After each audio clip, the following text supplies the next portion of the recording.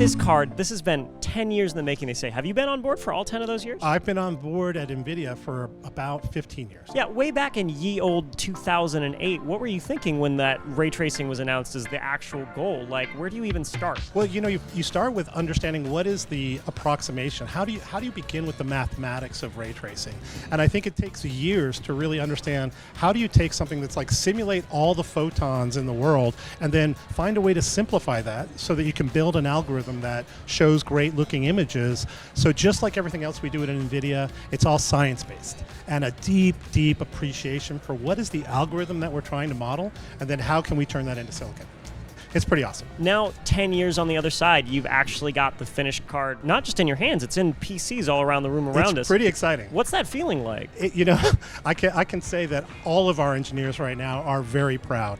And the work that they've done shows just the world that world-class engineering applied over a long period of time can deliver incredible results. So I'm just proud to be part of the team, part of NVIDIA that brought this technology to market because it really is going to change the future. Like people in the future are going to look back at games that have happened before now and they're going to say, that's okay, but wow, look at it now with the lights that look real and the reflections that look real. So seeing technology go from concept through iteration after iteration to finally see it, it's just really heartfelt. How do you feel about the final result of the card itself, just to look at and hold? I think it's beautiful. We have a huge team of thermal engineers all over the world. We have ID designers working on this kind of concept for forever.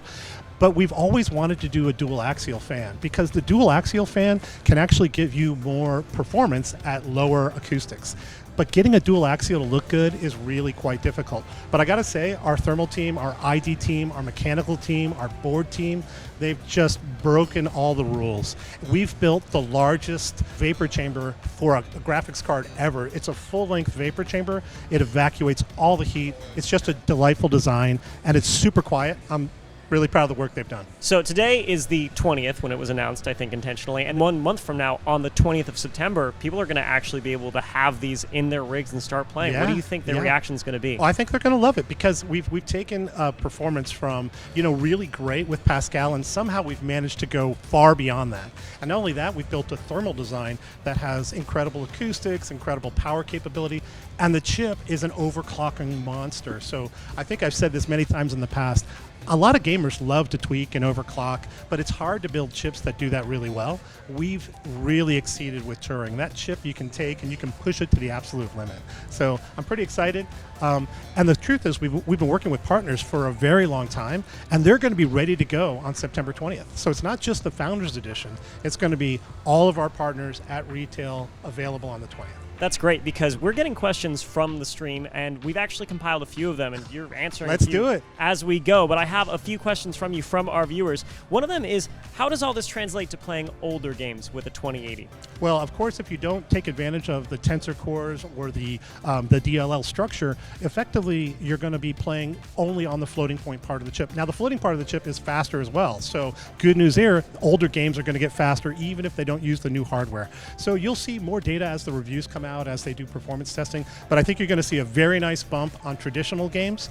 But when you run an RTX game, that's when you're really going to see these orders of magnitude, new experiences that you've never been able to do before. Yeah, we have one viewer who says, real-time ray tracing is cool, but can it run PUBG at 30 FPS? Yes, it can definitely run PUBG at 30 FPS. I have not done the whole can it run Crysis thing in a while because we kicked Crysis's ass. Yeah, we need a new challenge. Crysis is so 2 years ago.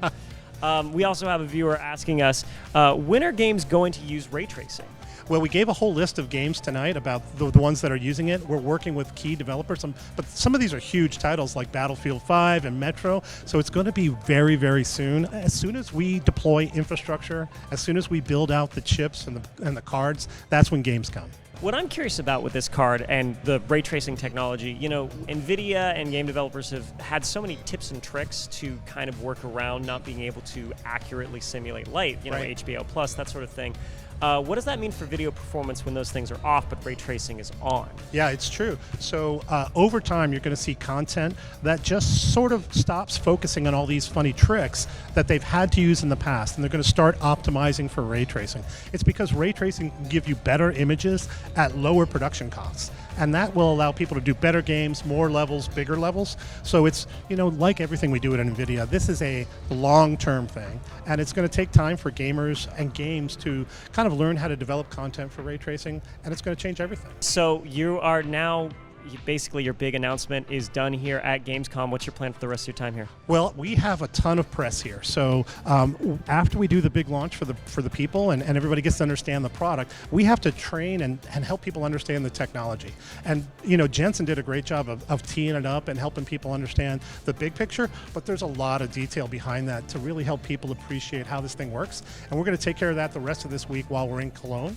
And then, of course, we go back and it's one big education, getting through this product cycle, ramping production, a lot of work in front of us. People also want to know, that the 1070 card was an amazing price point for performance. People want to know how the 2070 is going to stack up and scale with the 2080 and the 2080 Ti. Yeah, well, the 2070 is an absolute monster performance-wise. I mean, you saw how it stacks up using the Turing core.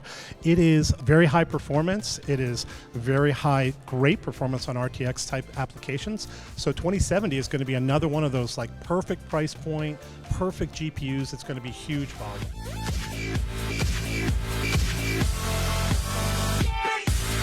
Like and share if you enjoy the video and think others might benefit from this, and of course subscribe and hit the notification button if you are new to the channel and want to be notified every time I post a video.